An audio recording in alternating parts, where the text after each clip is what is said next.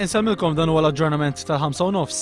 Il-Partit Laburista qiegħed jistenna budget għaqli li jgħin lill-familji, il-middle class, il-pensjonanti u n-negozji.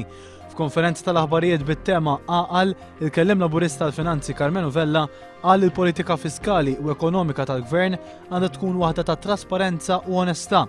Il-konferenza kienet indirizzata wkoll mill-kelliem ewlieni għall-iżvilupp ekonomiku Charles Mangione u mill-Ewro Parlamentari Laburista il-Professur Edward Cicluna.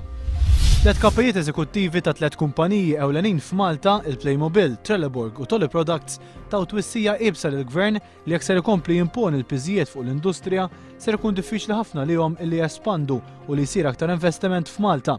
F'intervista fuq il-ġurnal The Times stqarrew li qegħdin f'battalja kontinwa għax l-ispejjeż imposti mill-Gvern qegħdin jirrenduhom mhux kompetittivi u dan jista' jwassal biex jitilqu mill-pajjiż.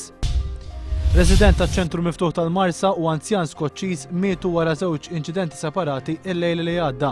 Il-resident taċ-ċentru miftuħ miet wara li ttajjar fit-triq għal Domoro fil-Marsa stess. Filwaqt li l-anzjan Skoċċiż miet konsegwenza tal-ġrieħi li ġarrab wara li waqa' u jimxi f'San Pawl il-Baħar. Fit-tielet każ separat anzjan ieħor ta' 76 sena qiegħed isofri minn ġrieħi gravi wara li dalgħodu ttajjar fit-triq Xortino f'Ħażebbuġ. U pazjenti fl-Isptar Monte Carmele mhumiex jingħataw l-attenzjoni u s-supervizjoni fl-ogħla livell kif rakkomandat mill-ispeċjalisti tagħhom. Dan ħareġ minn petizzjoni ffirmata minn nurses fejn qalu li mhux ser jerfgħu responsabbiltà ta' dan in-nuqqas kawża ta' maneġġjar ħażin mill-Ministeru tas-Saħħa.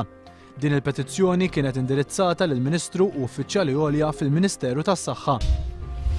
Illum sar l-ewwel vjaġġ mill-Libja lejn Malta minn dun temmet il-gwerra ċivili f'dan il-pajjiż.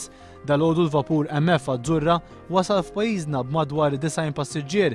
Kien vjaġġ li ħa kważi 16-il siegħa bl-aħħar ftit ħinijiet ikunu wibsa mhux ħażin minħabba l-baħar qawwi li hemm il-barra mill-Kosta Maltija. One News fil-bulettin ta' 7:30 bil-kummenti ta' dawn il-passiġġiera. U mistenni fil-ħin li ġej ir-riżultat tal-vot fil-Parlament Taljan dwar il-pakkett ta' miżuri ta' awsterità li l-bieraħ diġà għadda mis-Senat. Jekk il-pakkett ta' miżuri ta' awsterità jgħaddi, dan ikun l-aħħar jum ta' tmexxija ta' Berlusconi fl-Italja. Peress li Berlusconi diġà qal li jekk dan il-pakkett ta' miżuri jkun approvat huwa jħalles siġġu tal-poter. Minfloku mistenni jinħatar Mario Monti, eks-Kummissarju Ewropew magħruf għall kompetenza teknika tiegħu fil-qasam ekonomiku. Dak kien kollox għalissa miġdiet magħkom fis-7:30 bil-bulettin ewlieni tagħna.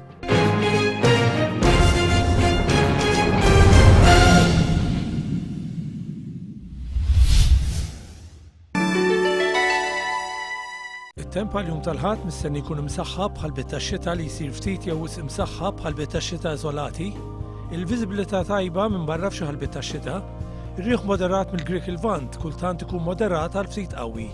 L-ogħla temperatura 19 grad Celsius, l-inqas 14, ir-raġġi UV 3. Total ta' xita fl-aħħar 24 siegħa 2.2 mm, xita mill-1 ta' Settembru 117.5 mm, il-baħar ġeneralment moderat b'imbagħad moderat mill-vant li jsir baxx għal moderat. Temperatura tal-baħar 22 grad Celsius.